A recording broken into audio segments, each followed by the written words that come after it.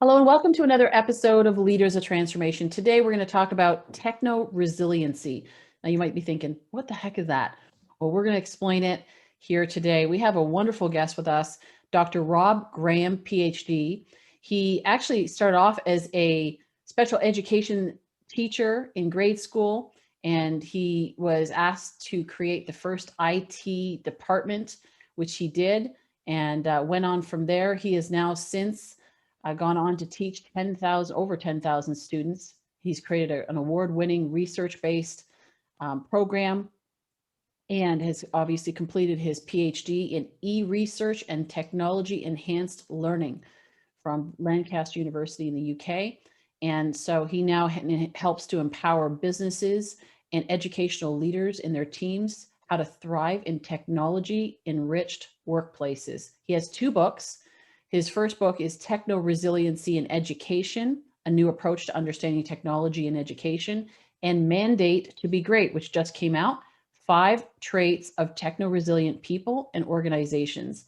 And what's really exciting about this topic, even though it sounds super technical and detailed and so forth, is the fact that we are going digital with everything. If we weren't digital before, we're certainly going digital now.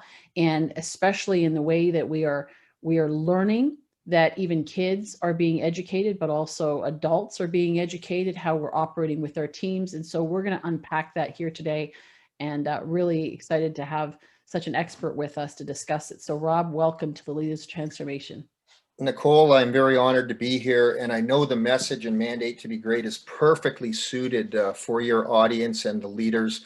It's interesting because when I was a university professor teaching technology-enhanced teaching and learning, I used to tell my students, beware of techno-lust. And techno-lust is technology for the sake of technology.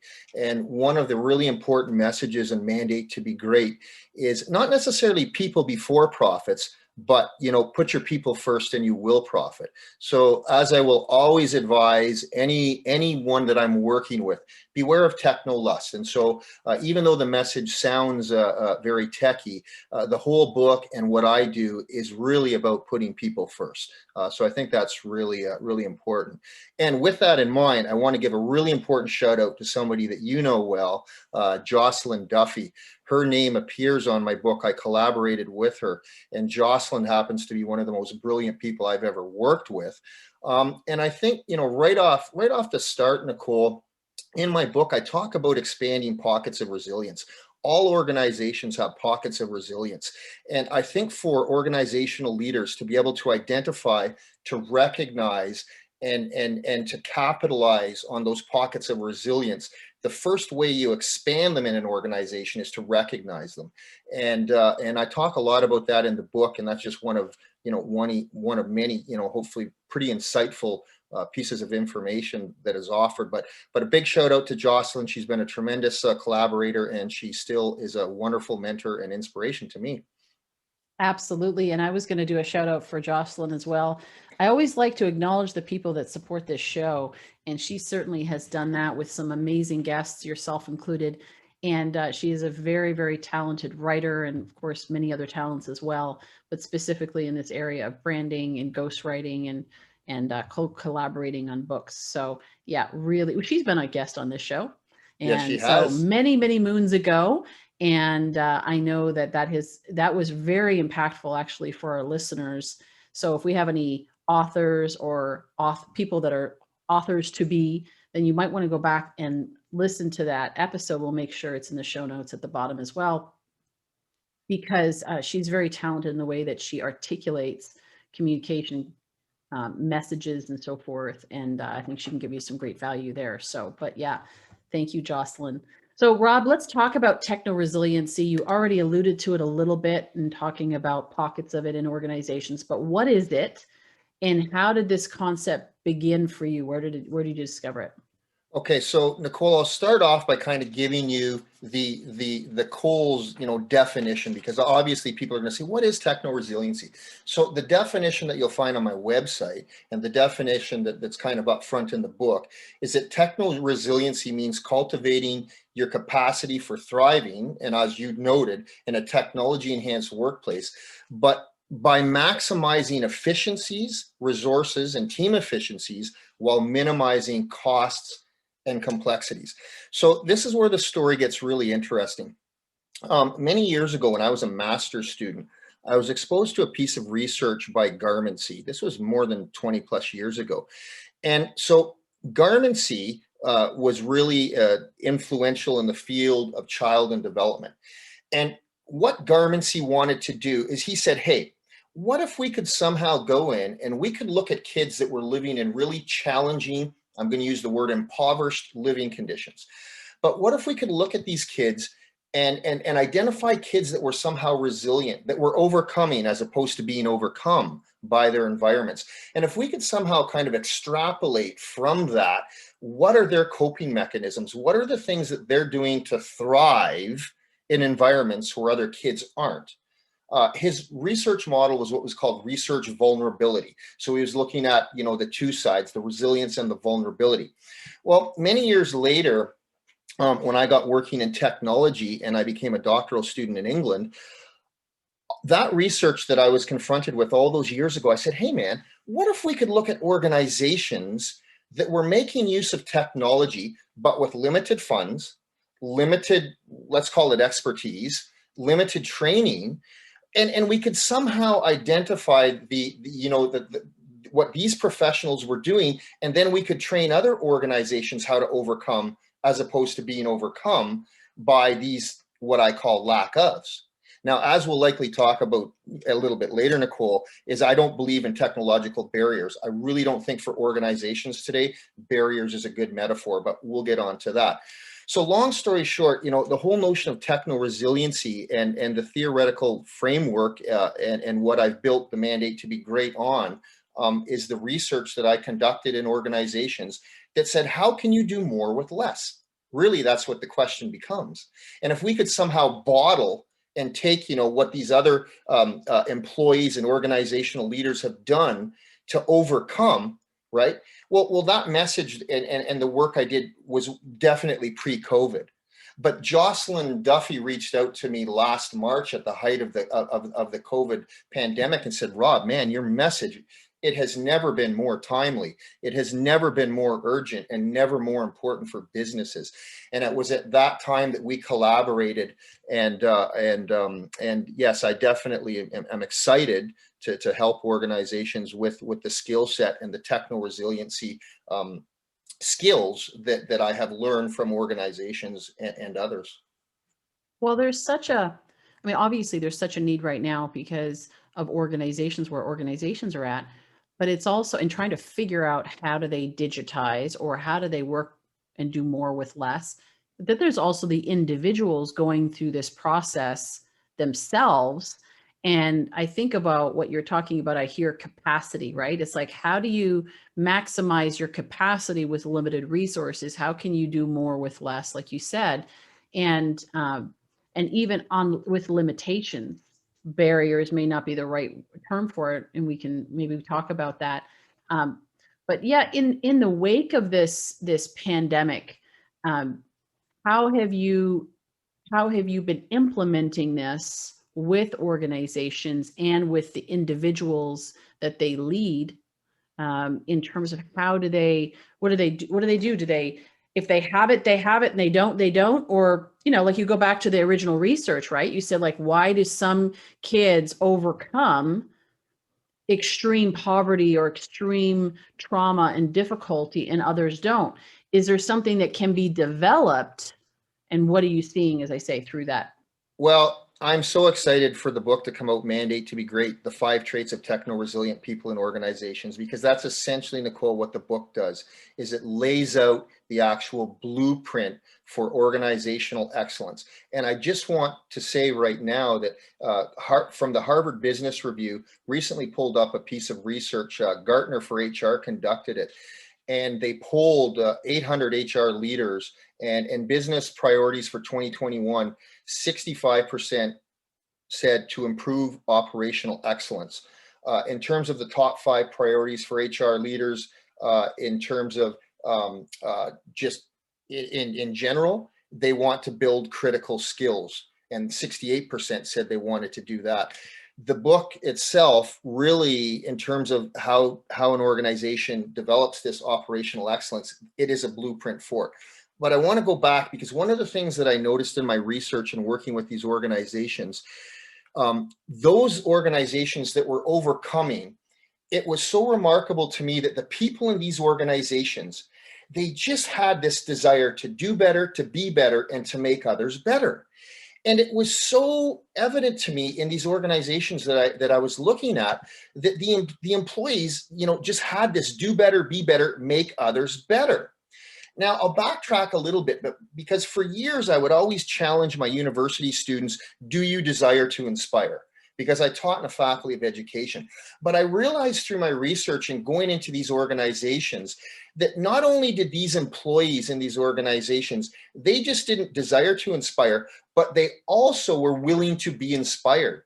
So it's really important that it's a two-way street. So what I noticed in working in these organizations, that the organizational leadership team had cultivated a workplace, a psychologically responsive and an emotionally responsive workplace.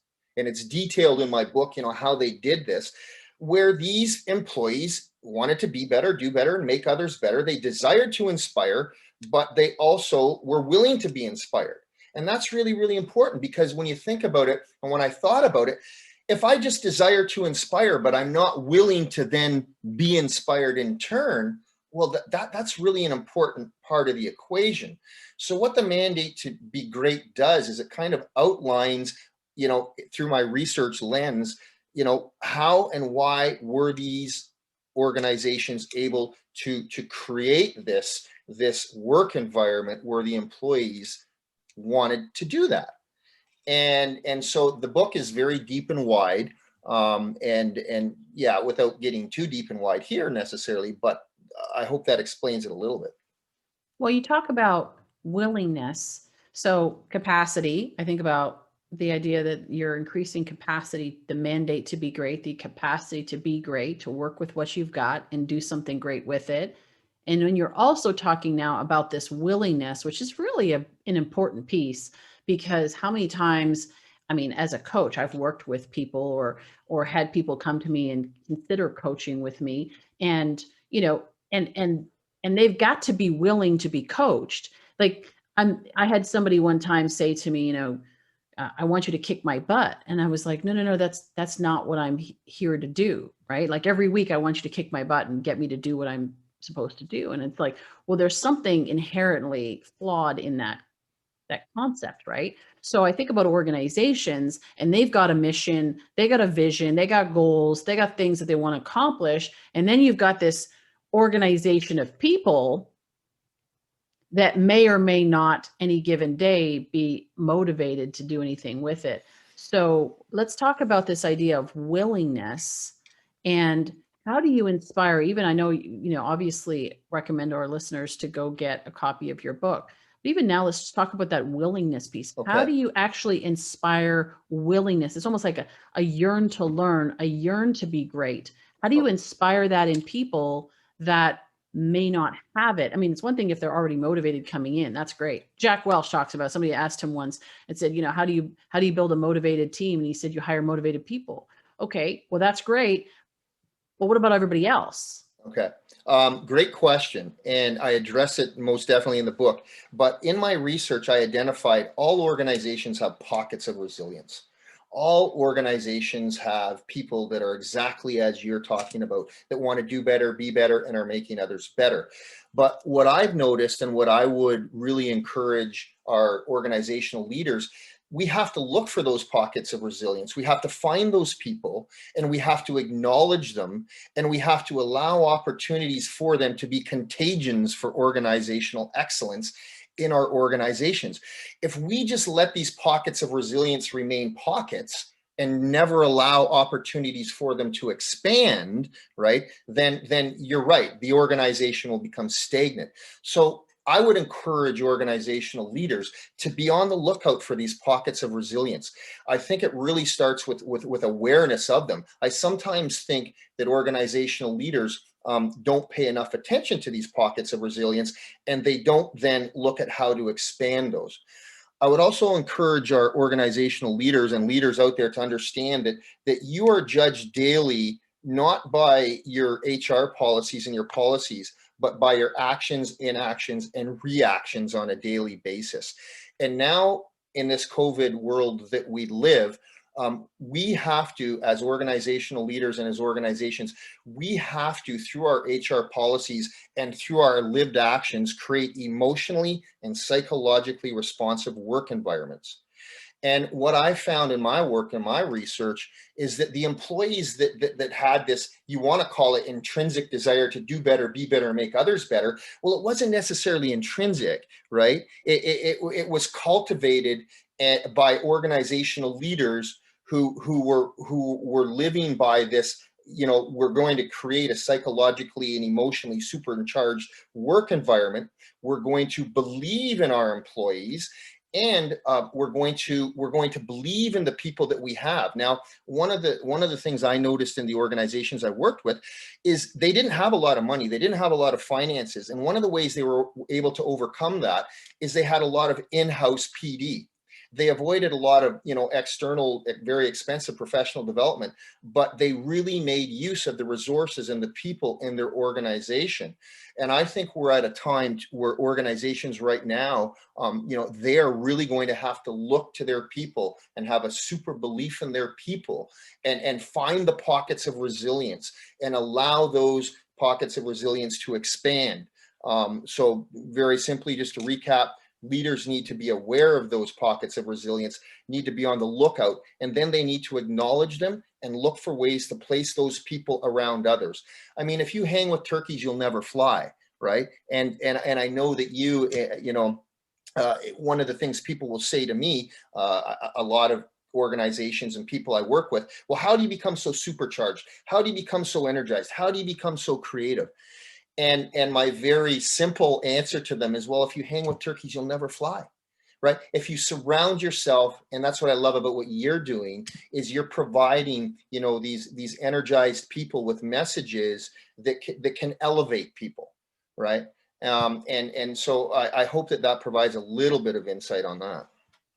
Yes, what I'm hearing is that you acknowledge the behavior you want more of, and you cultivate that. And like you said, you put them around and it become contagious in other areas. So yeah, and association is so important. I mean, how many times have I heard somebody who, let's say they were working in an organization that, and they start off, a lot of times when people start a new job, they're all excited, they're motivated, they're inspired, they're hopeful for the future. It's like even somebody buys a new home or moves to a new area, they're all excited. They get into a new relationship, they're all excited, you know, and then when that wears off, then what's left? Yeah. And in organizations, a lot of times, I'll hear people say, well, we can't find good people. And it's like, well, is it that you can't find good people, or is it you had good people and then you actually squelch the creativity out of them based on the culture that you have? And so what you're talking about is creating a way that they can nurture that. Now, in your book, you talk about the 5 traits. What are the 5 traits? Well, the 5 traits, and again, I'll keep this brief because they are very layered and they're very detailed. But the first one is the actual mandate to be great, and that is kind of at the heart of the book. That kind of looks at the organizations I studied. I already talked about, they created psychologically and emotionally responsive workplaces.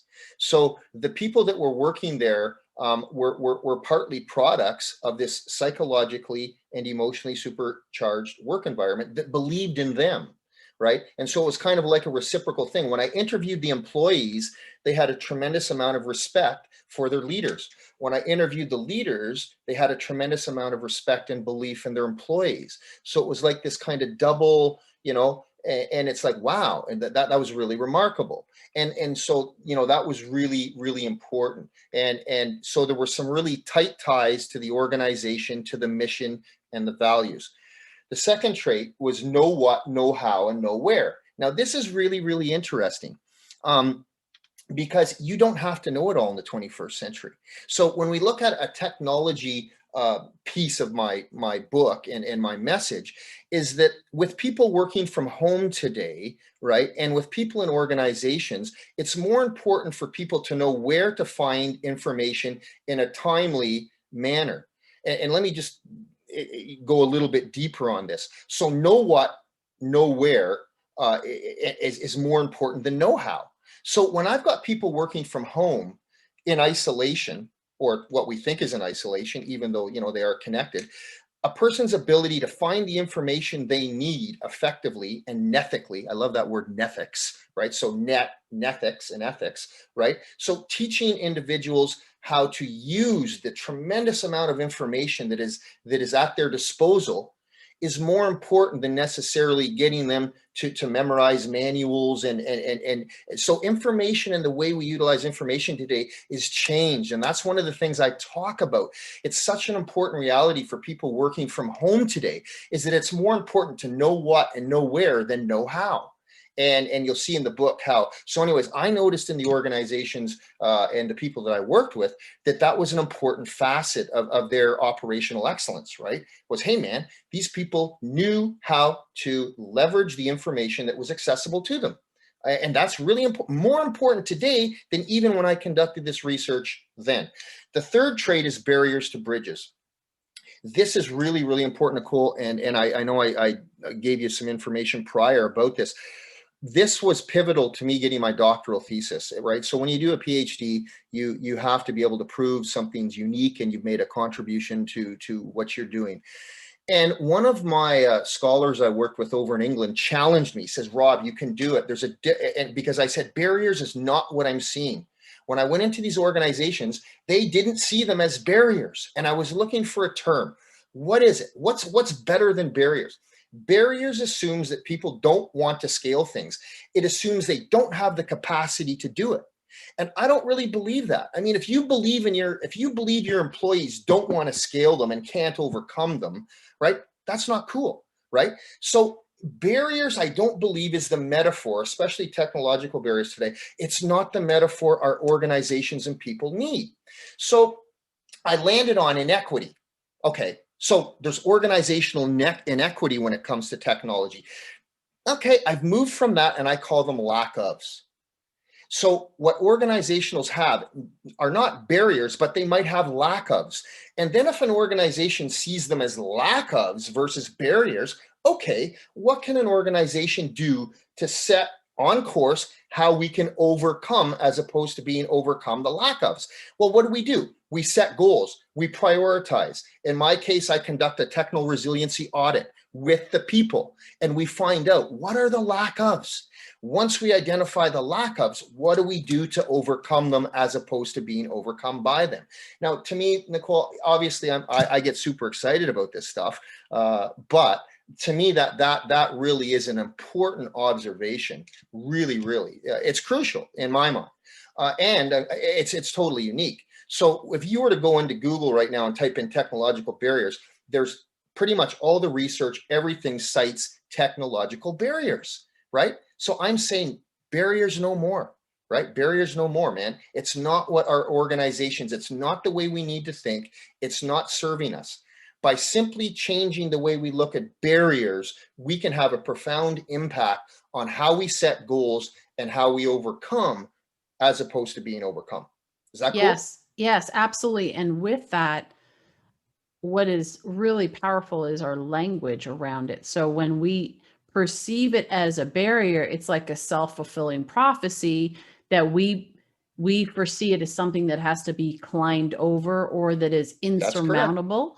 And there's a lot of conversation right now. It's interesting you said this, because there's a lot of conversation right now around barriers, breaking barriers, or how do you deal with those barriers that are in front of you? And you create this belief system that there's a barrier and it's going to be hard to get through a barrier because we immediately think of like a brick wall or something that's insurmountable. So very, very powerful. It's like NLP, right? It's like changing the language, noticing what our language is, our words create our world. So changing our language and starting and working with the people that you're talking about, like within the organizations, is not using that language with people that they also believe that there are barriers. Like, talk about mandate to be great. How can, why would you put like a hurdle? It's funny because when I was little, I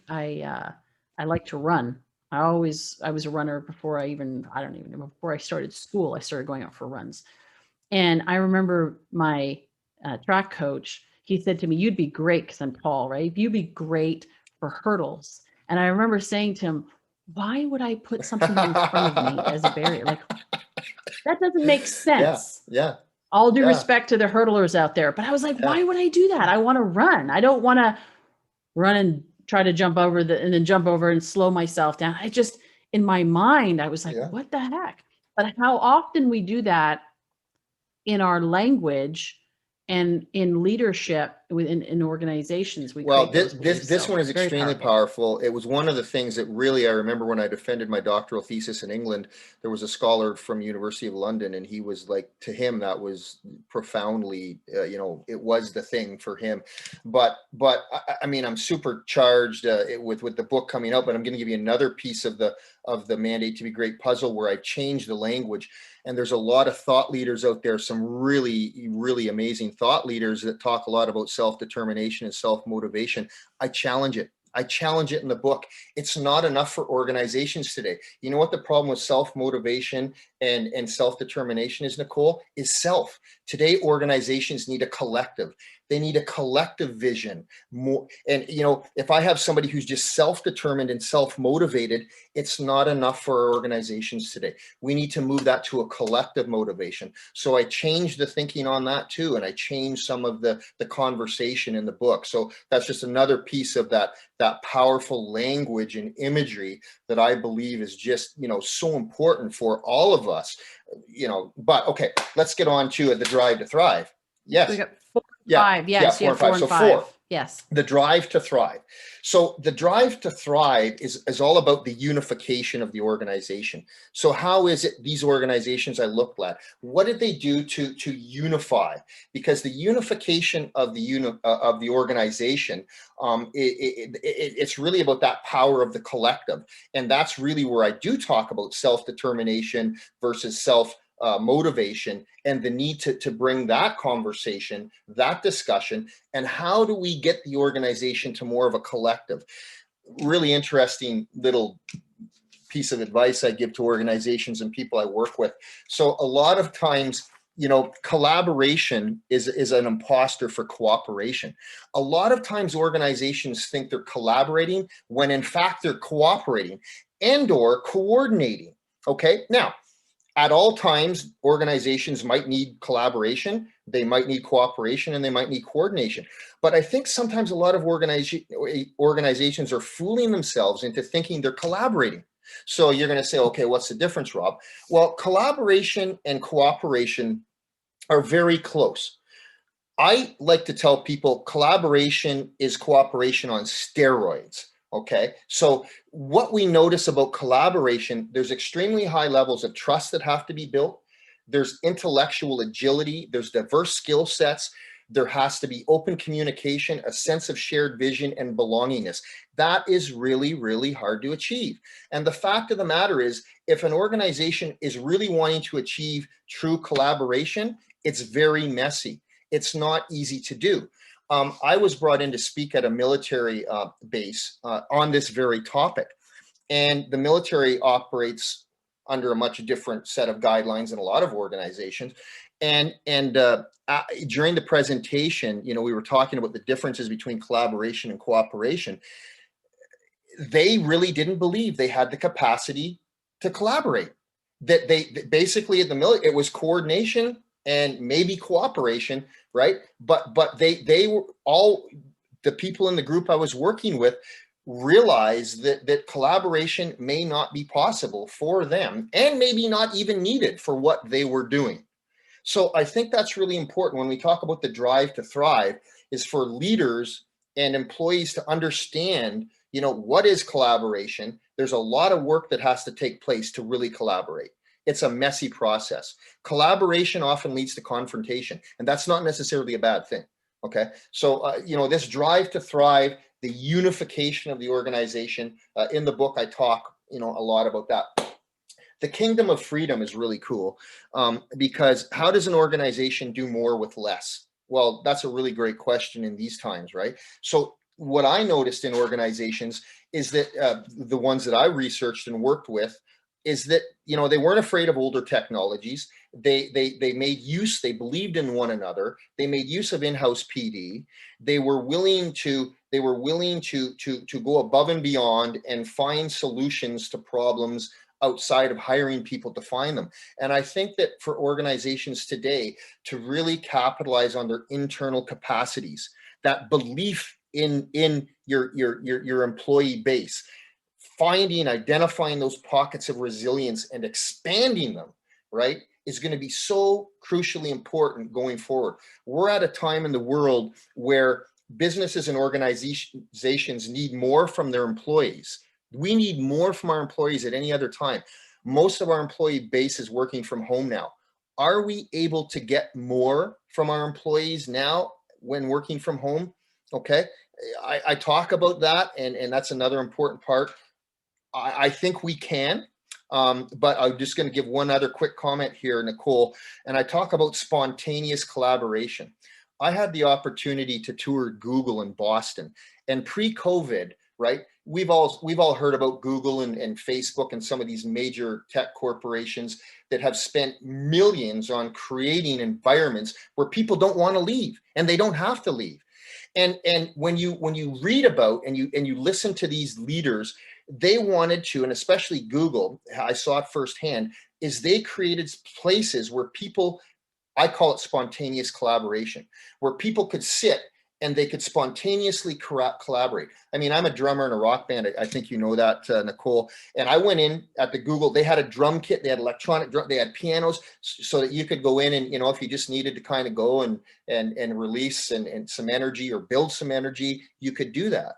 Right? But the opportunity for people to come together to share ideas over a coffee, over music, whatever.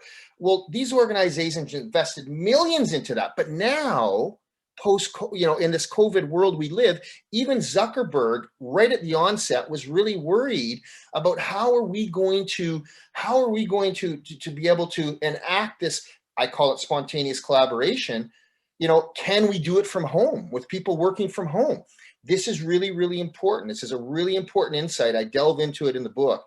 But how do we do that? Well, Kingdom of Freedom, trait 5 is how organizations have been able to make use of the resources around them, and how they've been able to leverage cost-effective efficiencies. And so the combination of the 5 traits, I really, sincerely believe offer some of the deeper insights. But Nicole, some of the inspiration that, because inspiration is innovation today, that. Absolutely. Absolutely. Well, and I love what you said there about collaboration versus cooperation. And what was the other one? Yep. Coordination. Yeah, because there's a big difference. It's like the difference between being obedient to something and buying into it and getting excited about it. And it actually ties into your last trait as well, is that when people are not bought in while they're physically there together, they're certainly not going to be bought in when they're virtual and at home. And now they got kids running around and dogs and cats and distractions and so forth. And so, it's important that they're bought into the mission. I mean, we all know that there have been times where we worked on a project and we weren't totally inspired by it. We weren't totally into it. And it was tough to do it, or maybe even studying for an exam, maybe students or whatever, and they studied for an exam. Or I have even clients of mine, financial advisors, of course, they've got to constantly do new certifications and whatever, or want to do them. But it's like, you've got to be into it. You've got to be into the information. You got to be inspired to have the want to do it, in order for you to even retain the information that you're receiving. And likewise here is it, on the other side is that we all know we've been in projects that we've been totally into it and time flies by and we're totally in the zone and distractions don't really impact us because we're just so on it, and so into it that we can we can accomplish more. And I've done that where I've created whole business canvases like within 90 minutes, something that I struggled to do. I was trying to get my head around it, but then I was in the zone and I just literally was like, just dropped it. Wow. It's like, boom, right there, and then Yeah. short, like a lot, which would normally have taken me a lot of time, was just in a very short period of time, inspired, like kind of, I think of inspired as being like in spirit and just having that flow through. It's like being a channel for it or a vessel for it. And if you think about the organizations, this is where what my heart for organizations is, and for with people, the people in the organizations, is the fact that there's so much human potential. There's so much potential for fulfillment and connection, all these things. But even just from a standpoint of human potential, strengths within the team that are being so underutilized, that a lot of times, they think, well, we got to go do this. It's like outside us, right? I need more of this. When we have this, when we get that, that Yeah. Yeah. position filled, or we Yeah. get, we replace this person, or whatever the case is, then, or we get this new technology installed, or when this happens, that this marketing plan gets rolled out, then we're going to be able to maximize and grow. But the reality is there's so much potential already sitting right there, unused potential and opportunity. And so what you're talking about is the mandate for great, is like capitalizing on that, maximizing that, utilizing that before you go adding on a whole bunch of other things. So it's really good. Yeah, I mean, I'm really, really excited about it. When we look at these organizations too, what I noticed is, where does our inspiration largely come from? It comes from you, it comes from me, it comes from being together in that collective, right? And so the challenge for us today, technologically, is, can we replicate some of that spontaneous collaboration and the inspiration that comes from being around one another? So, I talk about share hubs and things that organizations can potentially develop and implement that can help, when somebody's sitting in their home office, that we have to look at ways of replicating that spontaneous collaboration, and not just, getting the information that we need, but getting the inspiration that we need. Right. So I think that's another really important part of the message that I bring. It's not just getting the information that we need to do our jobs well, it's getting the inspiration that we need to get our jobs well. And I think that really, is so much a part of what you believe and what you teach. So yeah, I just fully am invested in it. And I know that many of our organizational leaders and teams today are in uncharted waters, unprecedented times. And by offering, these types of leadership tips and advice through what you do, I just think is vital. It's the information, but it's the inspiration that we need. Yes. And what you said is inspiration is innovation, which Yeah. is 100%. So I'm going to encourage our listeners and viewers to go get a copy of Rob's book, Mandate to be Great, 5 Traits of Techno-Resilient People and Organizations. You can go to techno-resiliency.com. Of course, we're also going to have links in the show notes on leadersoftransformation.com, so you can check that out. And of course, I mentioned earlier, Jocelyn will make sure that there's a link to her interview that we did a number of years ago, and some other ones that are recommended that are kind of in this space of conversation, so that you can really dive into this. But I highly, highly recommend. I've gone through Rob's material. He has been generous enough to share with me, even before the book release, details about it and so forth. And so highly recommend. It's a brand new book, just recently came out as of this recording, at least.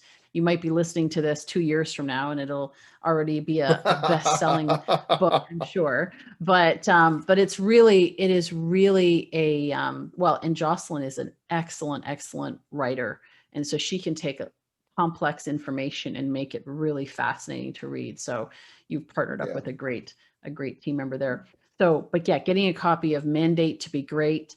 And Rob, again, thank you for being here. I just really appreciate you and your Honored passion. and just a total honor to be a part of it. My heart is in sunny California. but I'm in very, very -14 cold North Bay. But once this COVID thing is over and we get a chance to travel, I have a lot of partners and colleagues out in California, and I can't wait. My surfboard is waxed, and I'm ready to go. Awesome.